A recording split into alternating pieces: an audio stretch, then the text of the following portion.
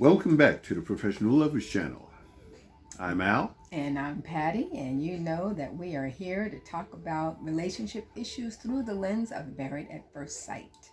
If you are a regular, we're glad you're with us and look forward to your comments. If you are new, welcome. And we hope that you get something from our conversation. Yeah, and let us know about it if you do. Exactly, and share it with other people, like us, and we hope that you'll stick around. Please. So let's get started. It was couples retreat tonight. Yeah. So all the couples went to Vermont. Got a chance to let their hair down. And bond with each other as well as talk with each other about the different issues that they're facing. Mm-hmm. And so let's start with Jasmine and Mike, who seem to be on a great track right now. We could stay with them. They're good. Feeling confident and feeling like they're on the same page, and opening up a little, being a little more vulnerable with one another, and expressing actual emotions for one another. You know, past that friendship thing. Right. And even though I have to say that I noticed that most of the discussion is about Mike opening up and being vulnerable. And he talks a lot about his process of getting to that. Mm-hmm. She, not so much. Well, whether anybody looks at it, but I think I had a little insight into her overall feeling through the after party. Okay. When, you know, Keisha asked her what her biggest fear was, and about saying yes. Yes on decision day. Well, biggest fear about saying no is that she may have made a mistake. Right. Which would be common for anybody. Right. But her biggest fear about her saying yes is that he might say no. And to me, that is still her barrier, her wall. She's not totally vulnerable. She's not allowing herself to be And vulnerable. she has said that. And that's why I find it interesting that he talks a lot about it. And she talks a lot about him being it. Becoming more vulnerable. But there's no discussion about her becoming vulnerable. Yeah. And because she constantly talks about, not having that feeling. And that's what she said, that she's worried that 2 weeks is not enough time to develop the kind of feelings that she wants to have. No, that's not enough time for anybody. Well, and she's letting that hold her back. Yeah. And we've said before that we feel like all the couples are operating from a place of fear about decision day.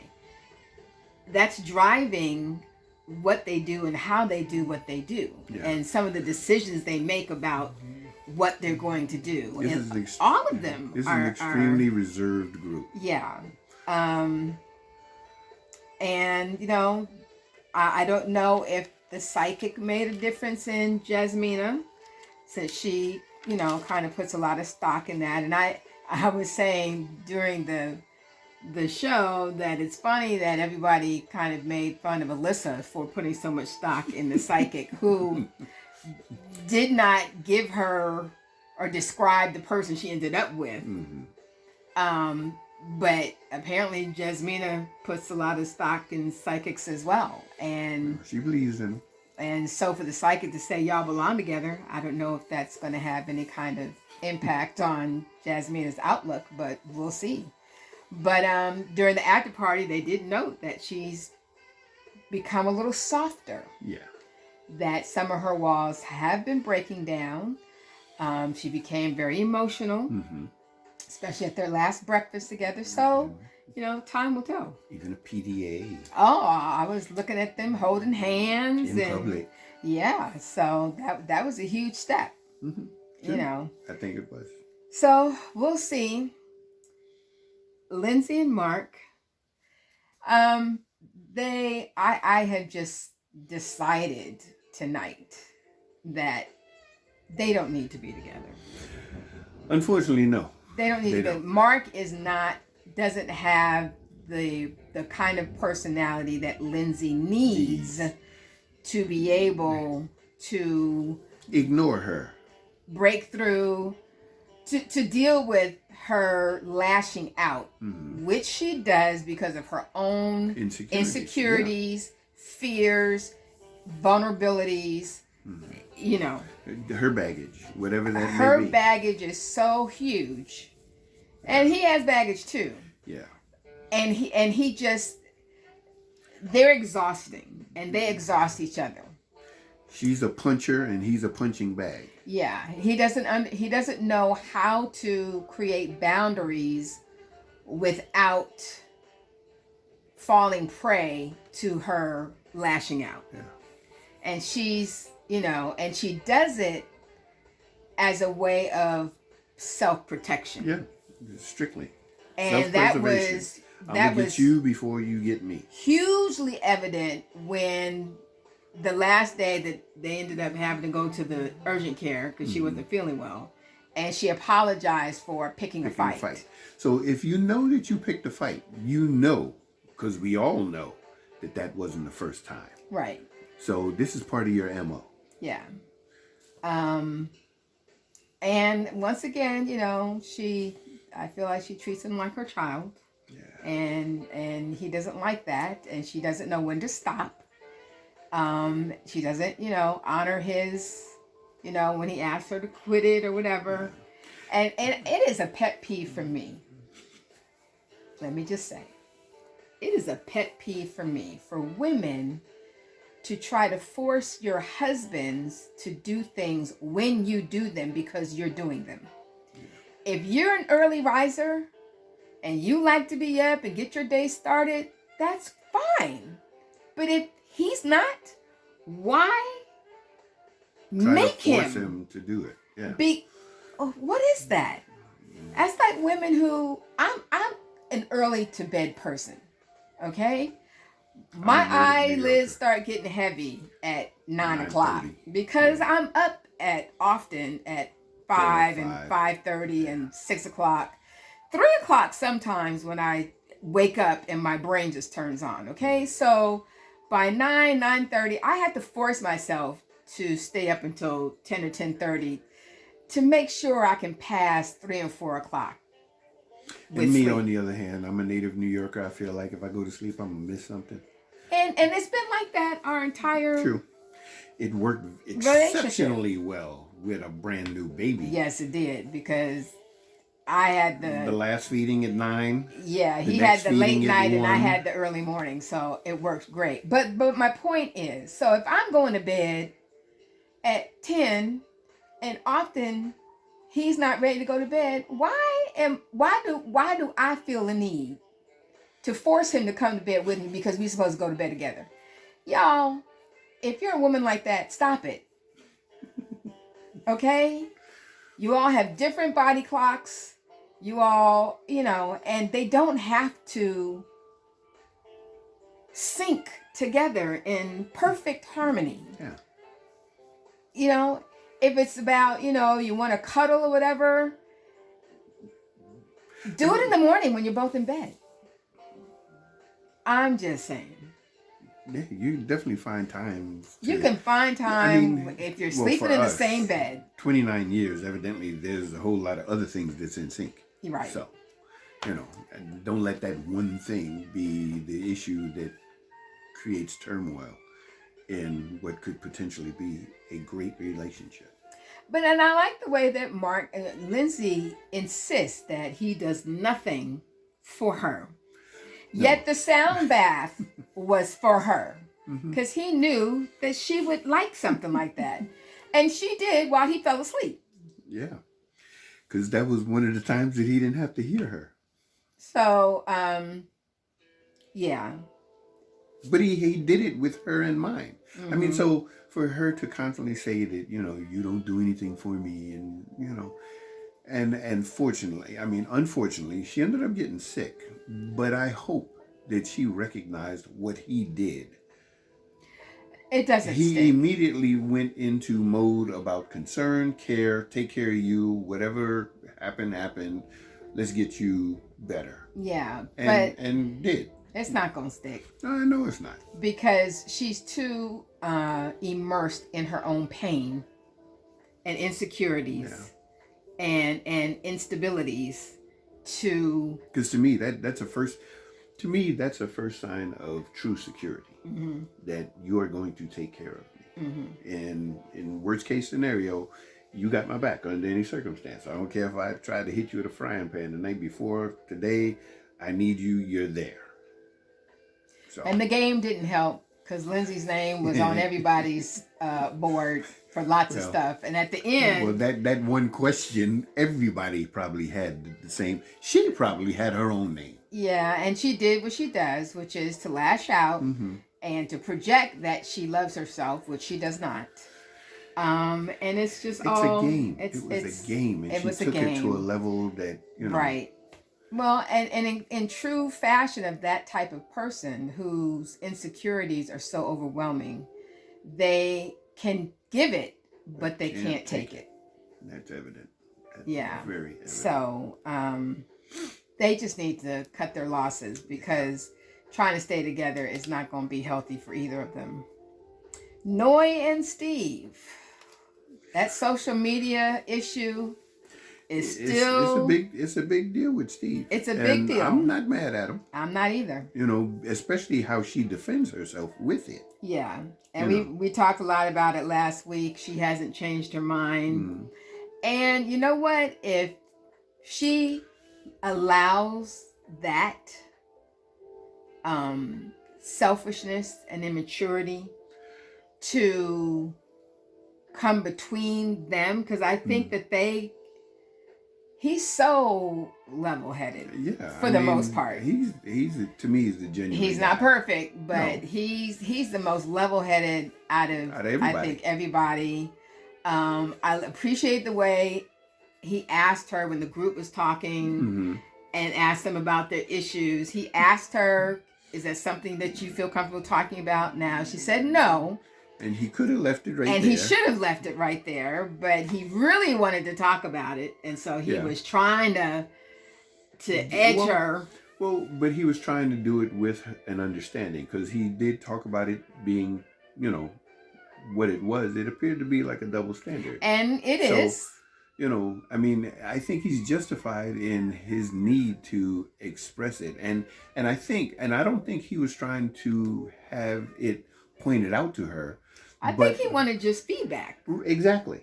From all the couples who are talking about all their issues and getting feedback from each other. Exactly. I think he wanted feedback. A different perspective, an outside voice. But when she said she was uncomfortable, yeah, he kind of should have left it at that. Yeah. But it is a double standard. And he pointed it out later on. And after that, he left it alone. Right. But now, one thing that I did notice about Noy this particular episode, and we both had kind of alluded to the fact that we maybe think that she wasn't ready for this. She shouldn't have done this. I don't think she should have done this. For the simple fact that she brought out the fact that she thought about her efficiency, her studio apartment. Mm-hmm.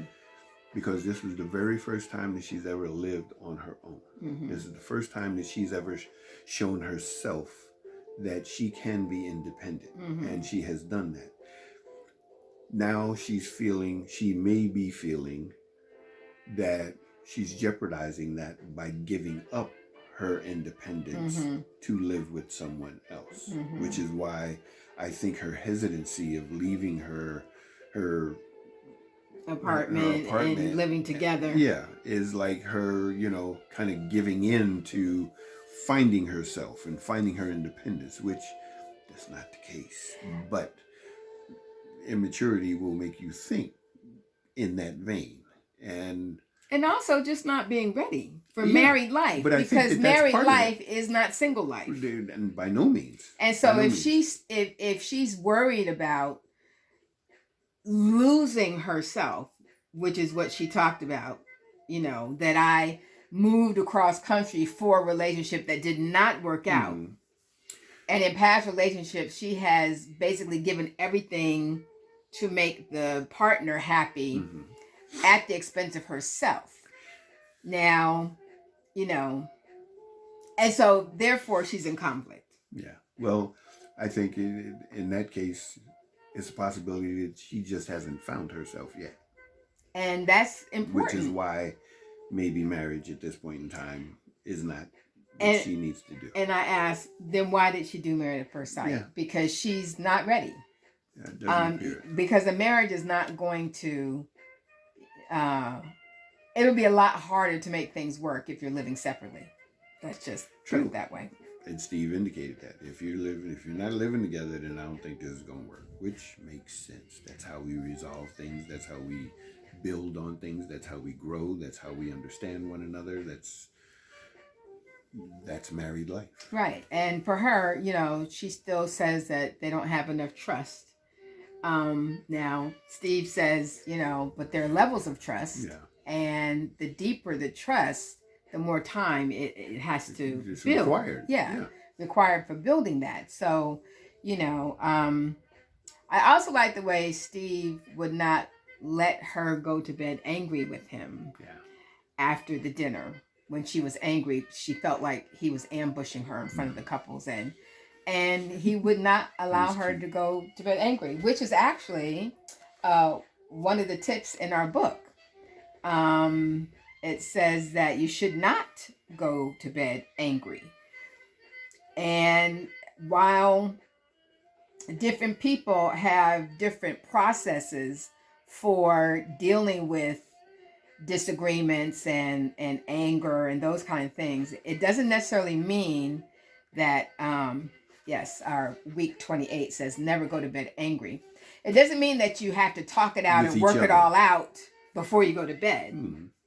What it does mean is that you don't want to go to bed with those kind of bitter feelings. Right?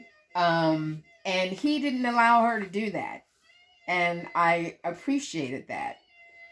And that's part of his level. That's his level-headedness to understand that, it's an issue, but it's not the be-all that ends all if we don't allow it to be. Right. And that was his effort in not letting it be that. And she accepted. Mm-hmm. And they woke up in a better situation. Right. Better mood.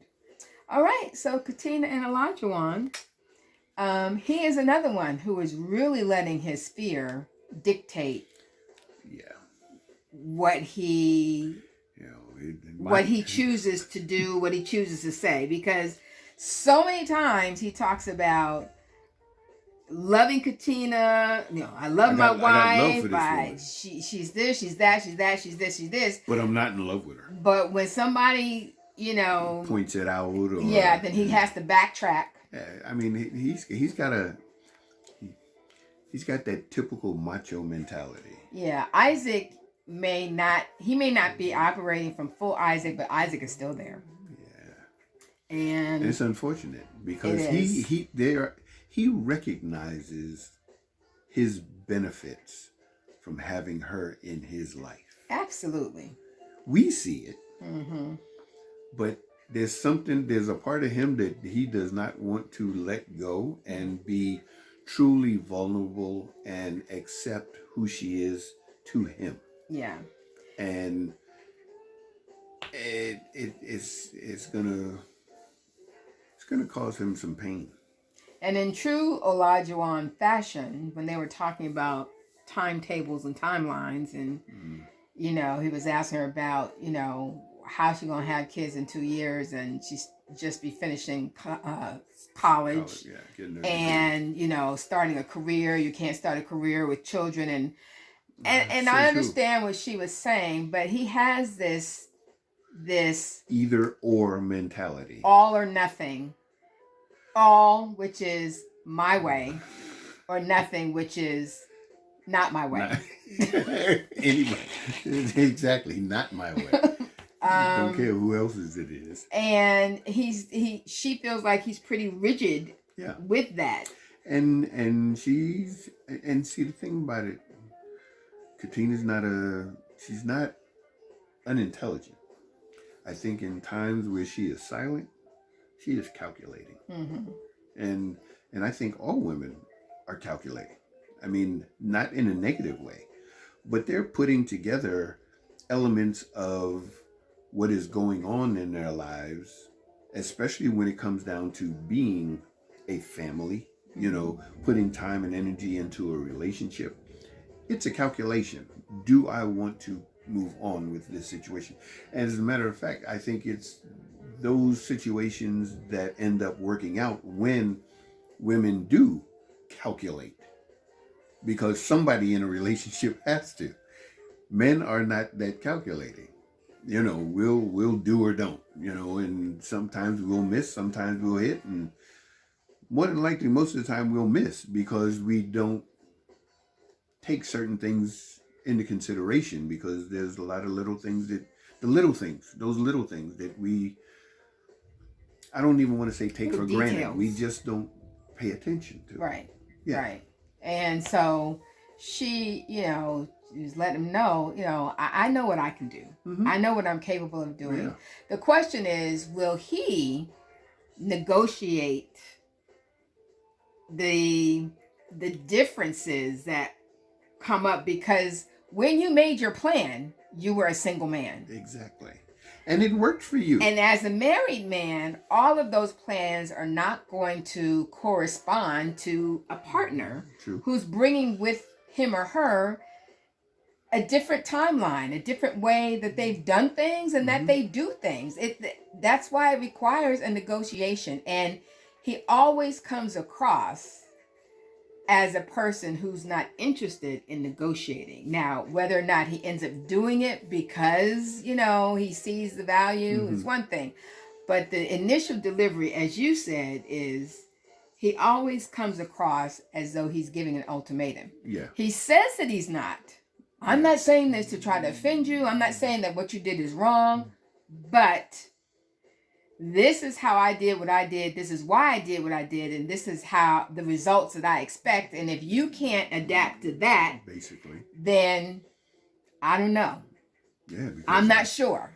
I've put myself in a position to take trips 2 times a month. And if you're going to have kids, and I understand the time clock and I understand, but and I was hoping that he wasn't going to say, when I take a trip, you just going to have to stay home. Yeah. I'm like, but that's kind of like the inference. Exactly. It's like, well, when it's time to take a trip, you going to find a babysitter or whatever the case may be. And I'm like, well. The reality is you set that up as a single man. Right. And you have that single mentality. Right. Because now it's life. And you have someone to share it with. And that's a critical word, sharing life. Yes, sharing. And it's an action word. Negotiation, compromise. Yeah. All of that. Doesn't mean that it can't happen. It just may take a different process. It does take a different process. Or a different timeline for it to happen. And the difference is from what you thought of while you were single. Because you are no longer single. Yeah, that's the point we keep trying to drive home. And that's the point these couples kind of still miss. Yeah. That it's not a single mindset. It's a married mindset. But And they're it's an all adjustment. scared of losing something. Themselves or the relationship, and they're not trusting it yet.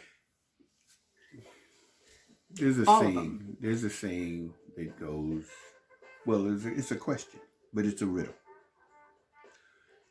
What does a lit candle lose when it lights another candle? If you're confident within yourself and you have a strong constitution of what you're about and who you are, you can pour into another individual, because that only enhances not only that individual, but the relationship and the bond between the two of you. Mm-hmm.